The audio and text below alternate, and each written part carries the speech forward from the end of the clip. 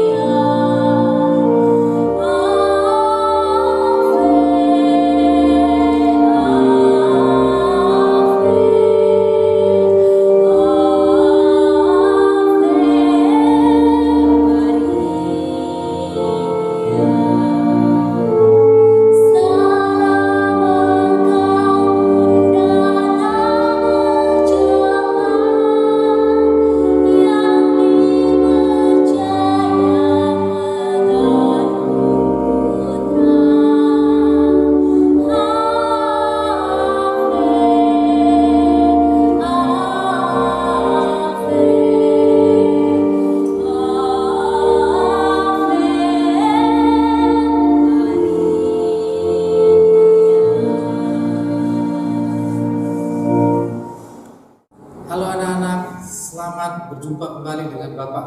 Apa kabar kalian semuanya? Semoga dalam keadaan sehat-sehat dan baik-baik ya. Bulan Oktober adalah bulan yang dikhususkan oleh Gereja Katolik sebagai bulan Rosario. Untuk itu, Bapak akan mengajak Ibu Nia untuk berbincang-bincang sebentar tentang apa sih Rosario itu, bagaimana menggunakan Rosario, dan juga sedikit tentang latar belakang atau sejarah Rosario. Sebelum kita masuk ke dalam perbincangan, Bapak mengajak kalian untuk mendengarkan firman yang berkaitan dengan bulan Rosario, yaitu nyanyian pujian Maria yang diambil dari Injil Lukas bab 1 ayat 46 sampai dengan 56. Nyanyian pujian Maria.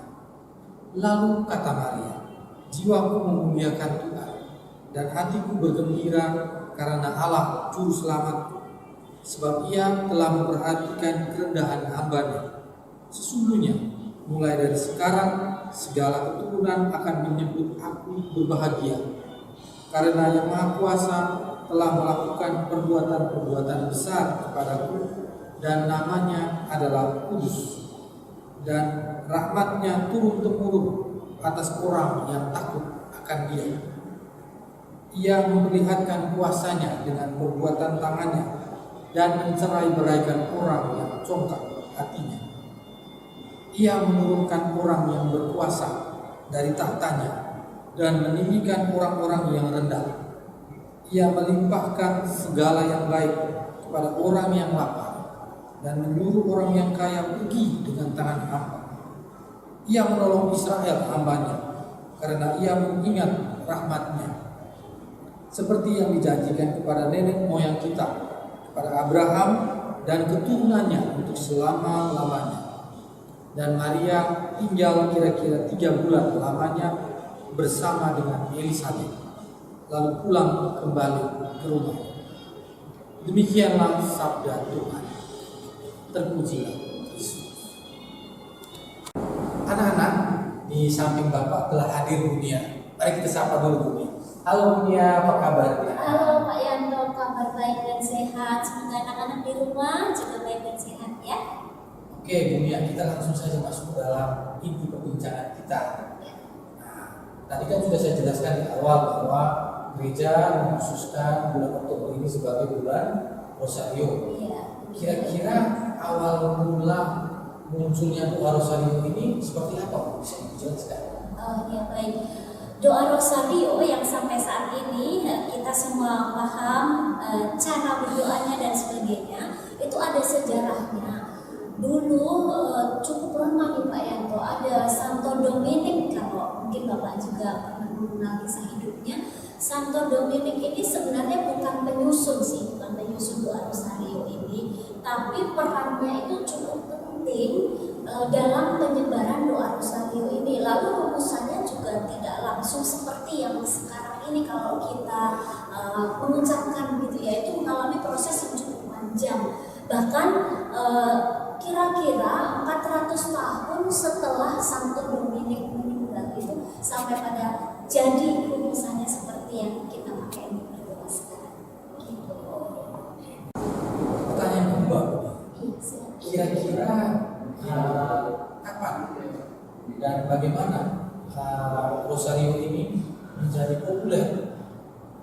Baik, Rosario menjadi populer di kalangan gereja Katolik sampai kita saat ini itu kurang lebih tahun 1600 sampai 1700-an lah, cukup lama ya. Itu khususnya ketika waktu itu ada satu peristiwa yang cukup penting di negara-negara di Eropa.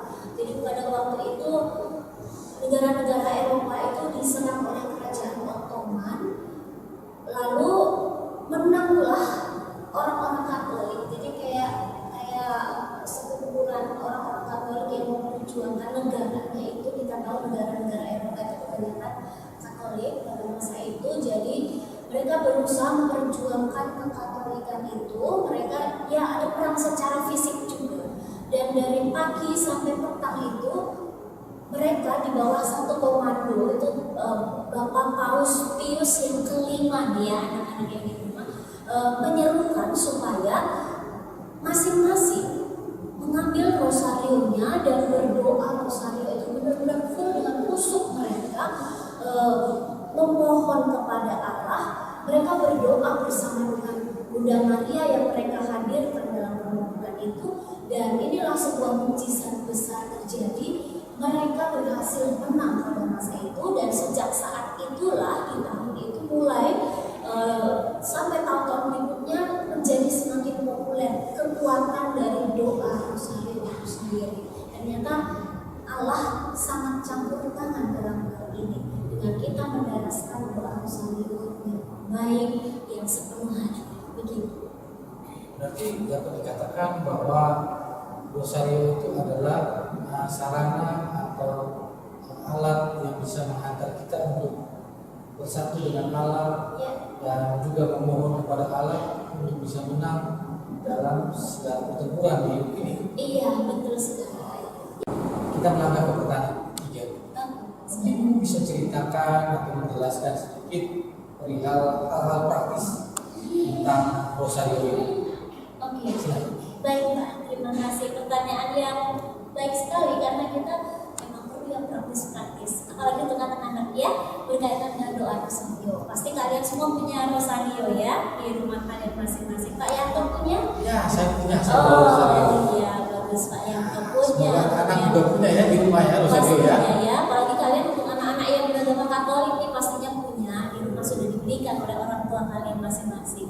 Nah baik, hal yang pertama yang ingin Ibu Nia katakan adalah Rosario ini bukan sekedar aksesoris yang bisa kamu kalungkan, yang bisa dibuat gelang, atau yang kamu taruh di mobil kamu atau di motor kamu. Oke, boleh kalian gunakan seperti itu, boleh nih Pak Yanto ya. Tetapi bahwa yang paling utama Rosario ini adalah alat bantu untuk berdoa. Mengapa? Karena kan doa Rosario ini doa yang berulang-ulang. Salam Marianya nih berulang-ulang. Maka supaya kita tetap fokus Salam Maria, Salam Maria, Salam Maria dan seterusnya, maka kita menggunakan sarana ini. Baik, yang kedua nih Pak Yanto, ini yang cukup seru nih. Pasti Pak Yanto pernah mendengar ada orang yang takut hantu nih ya, atau takut yang serem-serem gitu. Hoi, pakai ini. Ya belum tentu sih Pak Yanto, itu langsung hantunya takut kalau kabur. Enggak, karena apa? Ini bukan tolak bala nih Pak. Ini bukan untuk mengusir roh-roh jahat seperti apa lalu kita buat khusus gitu ya, nggak begitu. Bukan jimat juga ya? Bukan jimat ya, betul banget, bukan jimat ya. Nah, kalaupun kalian ingin misalnya lolos dari maut, misalnya lagi berkendara, supaya kita selamat, supaya kita tidak sakit dan sebagainya, itu pertama dan utama adalah ketika kita mengucapkan doa rosario ini setengah. Jadi lebih pada kekuatan doa inilah, bukan bendanya. Ya, bahwa benda ini sebagai sarana saja, alat bantu saja. Begitu. Kemudian hal yang ketiga yang juga hal penting, pasti Pak yang tahu atau anak-anak di rumah nih pernah melihat nih ada orang di gereja, ini lagi misa nih, karena saya sendiri pernah nih Pak, lagi misa lalu kusuk banget, berdoa rosario Pak. Itu benar nggak menurut Pak Yanto? Gimana ya? Aduh, benar nggak ya anak-anak ya? Itu nggak benar Pak Yanto, karena doa rosario itu bukan menggantikan perayaan Ekaristi ya, bukan menggantikan misa.